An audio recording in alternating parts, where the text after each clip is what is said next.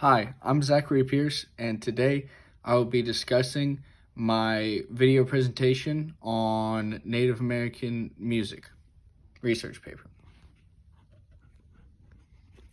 Okay, so I'll be discussing this via PowerPoint on my computer, and this is misappropriation of American Indian culture. So basically, as an introduction, cultural misappropriation is one culture borrowing or copying ideals or theologies from another culture, but into a wrong degree, and not necessarily in a sense of harm, but just not being knowledged about that certain topic, which is a problem. To further describe this phenomenon, the important terms that I will be talking about in today's presentation are singing red face, racial antipathy, idolized sympathy, cultural confusion, blackface minstrelsy, I think, and playing Indian. So, singing red face. Singing red face is the act of a non-native person taking on the persona and archetype of a Native American through either song, dance, or action. As you can see in this picture right here, these two guys are at a Washington Redskins game, which is now the Washington football team because the name has been accurately changed, which is a good thing. But you can see they're wearing their first of all, their faces are literally painted red, and they have native tribal wear and feathers coming out of their head, obviously trying to depict Native Americans, which is not necessarily something you should do, especially if you're not Native American. Racial antipathy is the negative view/hatred directed towards a group or culture of people simply because they are members of a different race. A prime example of this could be the KKK. Obviously, they headed all kinds of different groups just because they were different races and cultures, so much to the fact that they brought tons of deaths from violence in it, which is a very negative thing. Idolized sympathy is the collective nature of agreeing on a certain topic/thing as a whole unit, which an example of this would basically be everyone agreeing on a moral aspect of something. Obviously, most everyone can agree on murder being wrong and something like that. That would be an example. Cultural confusion, resulting from growing lack of consensus about what is proper or appropriate in given circumstances towards certain cultures. So this could be one person being unknowledgeable about a certain subject. They're not necessarily meaning to, so to say, be wrong or be aggressive towards a culture. They just don't know otherwise, and they've been taught false information and think they're representing them the right way, when in reality, they're just not. Blackface minstrelsy. I'm sorry if I'm getting that wrong, but I think that's right. These were common forms of Jim Crow-esque performances where white traveling singers would paint themselves black and perform racially insensitive material for a crowd and call it a show. So this man obviously looks like a performer who is certainly not black, but is painted himself to depict a black man.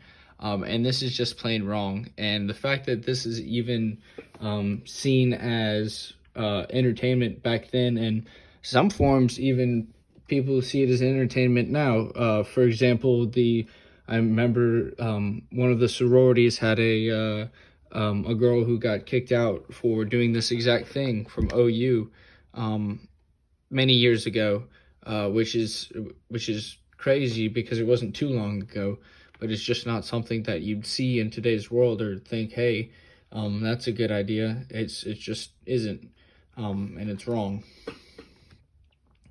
Playing Indian. So playing Indian is kind of sort of the same thing as singing red face, but it's a little different in the sense that you're performing or something like that. People of non-native culture acting as if they're playing Indian. A prime example of this would be in Peter Pan, if you've seen it before. These boys are obviously not of Indian culture, but they all have the feathers, arms crossed, and the poses. trying to depict an Indian kind of style. Okay, so this is Annette Funicello, I think it is, and she's a singer. She was a singer in the late 50s and 60s, and she was born in New York. So has no relevant Native American background at all. Obviously, good singer, but just isn't Native American, simply as that. And the music that I chose from the book to describe was, in fact, a song by her called Indian Giver. And as you can see from the differences from the picture of her white skin, brown hair, obviously, this is a different depiction, and could totally be seen as singing Redface and playing Indian. You can see that she herself is standing there in a gown-like thing, in a native tribal wear, so to say, with a headband on and a feather coming out of her.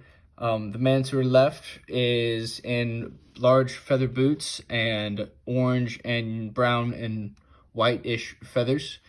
And also this man is depicted in a feather hat and feathers going up and down the sides with him. And from hearing this song came out in 1961. From hearing it, you can tell definitely that she's not of Native American nature, just the way that she sounds. But some of the lyrics that are sounded off in it is she refers to somebody as Mr. Indian Giver, which is, whatever.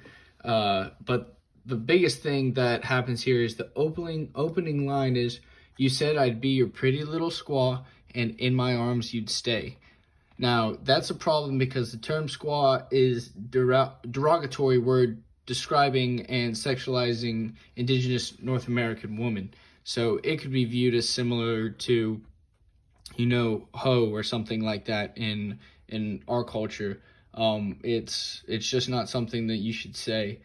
And also you can hear a deep voice throughout with native drums, I think to depict a response, being the Mr. Indian Giver, the Indian man that she's singing to. So that is an example of that.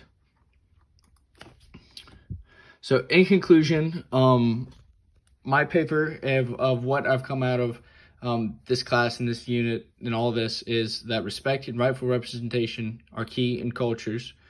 You need to think of others how others think before making choices and saying, this is how I'm going to go about saying this, or this is how I'm going to represent this culture. And the most important is you need to become knowledgeable about these cultures before you do any of this. And especially in today's world, it's key that everyone feels rightfully represented and that nobody feels like they're being made fun of or anything like that. And honestly, just becoming knowledgeable about other cultures will improve your own life because you can explore what the world has to offer. Thank you. This has been my presentation. I hope you have a wonderful day.